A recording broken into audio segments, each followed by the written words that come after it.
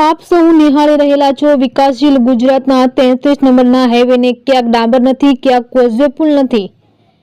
33 નંબરના હાઈવે ઉપર સ્પીડ બ્રેકરની પણ જરૂર નથી, કારણ કે સ્પીડ બ્રેકર ઠેક ઠેકાણે કુદરતી રીતે બની ગયેલ છે।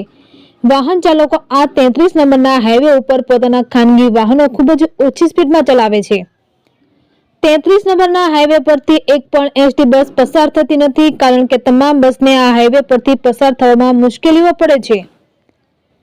તમામ બસ બંધ કરવામાં આવતા મુસાફરો હેરાન પણ થયા છે, પરંતુ હવે આ કાયમીનો પ્રશ્ન બની ગયો છે અને કદાચ મુસાફરો આત્મનિર્ભર પણ બની ગયા છે।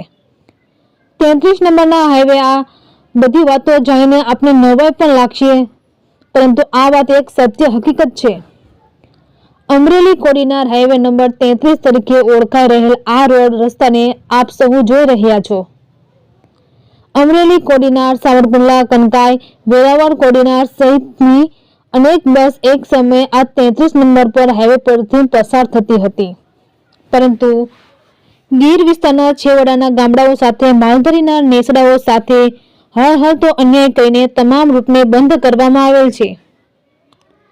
ડામર રોડ વિનાના 33 નંબરના હાઈવે પરથી પસાર થતી વેળાએ ડ્રાઈવરોને પણ ઘણી જ તકલીફો થતી હોય છે।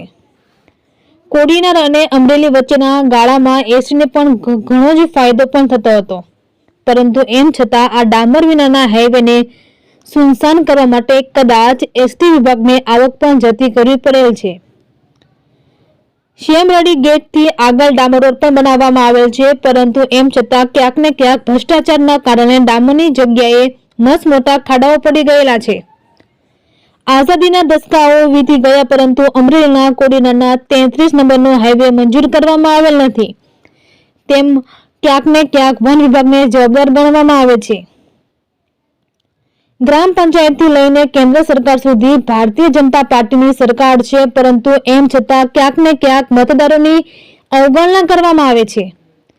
33 નંબરના હાઈવે આસપાસના પ્રવાસ ધામો પણ આવેલ છે અને ધાર્મિક મંદિરો પણ આવેલા છે।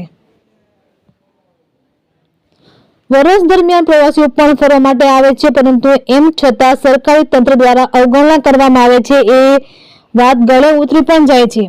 રાજકીય નેતાઓ, સત્તાધીશો, અધિકારીઓ અને અમલદારો કદાચ આ વિસ્તારમાં આવતા જ નથી, જેના કારણે આ 33 નંબરનો હાઈવે સરકારી ચોપડે હાઈવે ગણવામાં આવે છે, પરંતુ હકીકતમાં એક ખડખડ જ કાચી સડક ગણાય છે। 5 વર્ષ દરમિયાન ઘણી જ ચૂંટણીઓ આવે છે અને જાય છે, પરંતુ મતદારો સહન કરે છે તો ચૂંટાયેલા પ્રતિનિધિઓ સહન કરાવે છે। રિપોર્ટર સંજય વાળા, ધારી।